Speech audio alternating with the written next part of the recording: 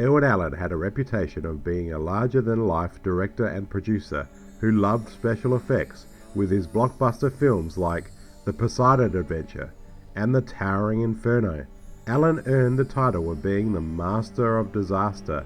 He in no way invented the disaster film genre, but helped define it throughout the 70s. His influence has carried on to the modern age. Irwin Allen had an enthusiasm for special effects. The bigger the explosion, the better it was. Allen depicted mass destruction on an epic scale in his films. His films would always feature a stellar cast, usually of various big-name classic Hollywood stars.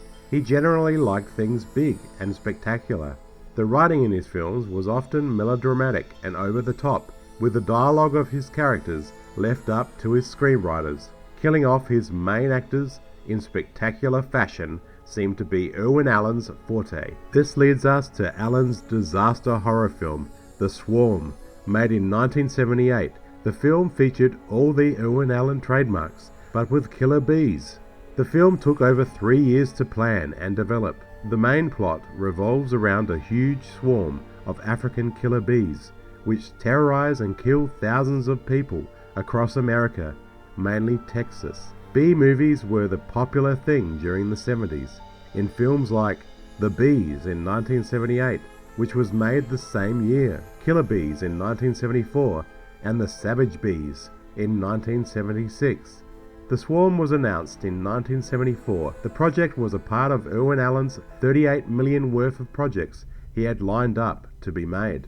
Allen wanted to start filming in December of 1974, but production was delayed, partly because Allen was leaving Fox for Warner Brothers. The script was adapted from the novel of the same name by screenwriter Sterling Silliphant, who had written the screenplay for The Towering Inferno. Allen would describe The Swarm as being the most terrifying film ever made. As with most of Irwin Allen's productions, he wanted to feature an all-star cast of big-name stars and kill them off in classic Irwin Allen fashion. The cast would include star Michael Caine in the lead as an entomologist, Dr. Bradford Crane. His performance is a variation of loud shouting, soft sensitive tones, deadpan serious expressions on his face as he acts his heart out. The film would be a part of his list of films of notorious paycheck movies. Caine used his paycheck for The Swarm to buy a house in LA. Caine has had an amazing career and resume of movies, but his performance in The Swarm might never come up in conversation if you mention it to him. Other stars included actress Catherine Ross, Richard Widmark, Richard Chamberlain. The Swarm has so many characters featured that it's probably best to just remember them by their star names. It's really insane how many big-name stars are in this film. Classic actress Olivia de Havilland acts in her final film.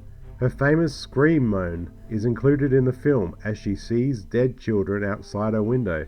This scene might terrify or shock you, or have you in tears of laughter. They give her character quite a lot of attention and backstory, as they do with Fred MacMurray.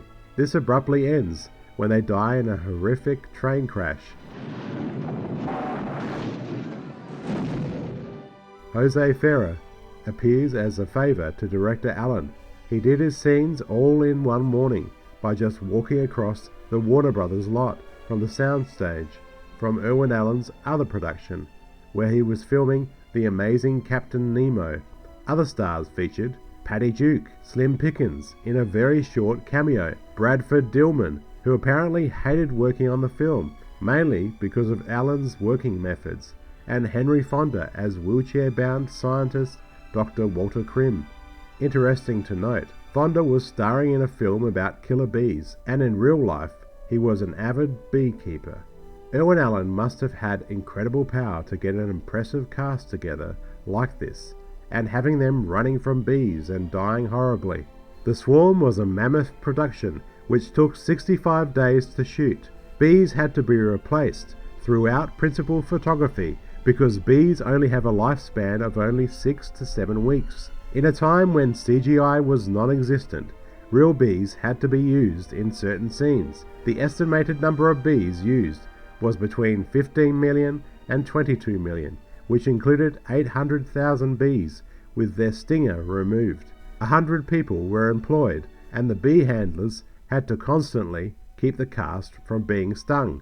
Only one cast member, Olivia de Havilland, was stung during the production. The lingering venom got into the air on the sound stages and produced some allergic reactions, and everyone working on the set had yellow spots on their clothes.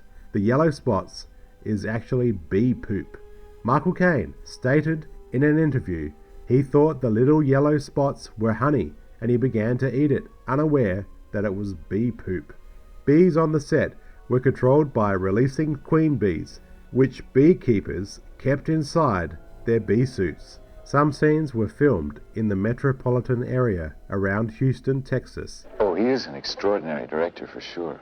And mainly he's like a little kid with a new toy. And the newness of the picture business seems never to have worn off, which is great. Because he just loves every minute of it, or seems to. And it's very infectious with the people who work around him. The film is known for its great use of helicopters, which feature in almost every scene. For the musical score, legendary film composer Jerry Goldsmith was hired. The score is one of Goldsmith's most bombastic and thrilling scores, and he makes great use out of horns in the score. Publicity was huge in the promotion of the film, stating that the number of bees used was 22 million. One reviewer said, "Simply the worst film ever made." Another critic said, "And The Swarm may not be the worst movie ever made. I'd have to see them all to be sure. It's certainly as bad as any I've seen. All the actors involved in this fiasco should be ashamed." It did, however, receive an Oscar nomination for Best Costume Design. It was said that the commercial failure of The Swarm was due partly to the fact there were a few television movies about bees broadcast. On top of this, the American Bee Association considered taking legal action against the film's producers for defaming the American honeybee, but the outcome of this is unknown. Irwin Allen was sitting pretty on the box office for a while, but with the release of The Swarm in 1978, his career took a huge nosedive. Allen became disheartened by the amount of money he lost that he forbade any of his employees to ever mention it again. He even cut short an interview when a question was asked about it. Unfortunately, the following year, his 1979 film Beyond the Poseidon Adventure would fall even harder at the box office. The Swarm made a huge loss, and it made less than half of its $21 million budget. Michael Caine has stated that it's among the worst films he's ever appeared in. To me, Caine's performance alone is worth watching The Swarm. The Swarm is often panned as being one of the worst films of all time, but I love it. It's so much fun to watch. The terrible wooden dialogue and overblown performances by such highly respected actors. It's really baffling to me why such big-name stars took this film on. Irwin Allen's career suffered from The Swarm's dismal failure. It's an overlong film at a whopping 156 minutes. But oh my god, is the film funny. The film is a classic to me, for all the wrong reasons. My name's Jonathan. Please subscribe if you haven't already. Oh my god, bees, millions of bees! Oh!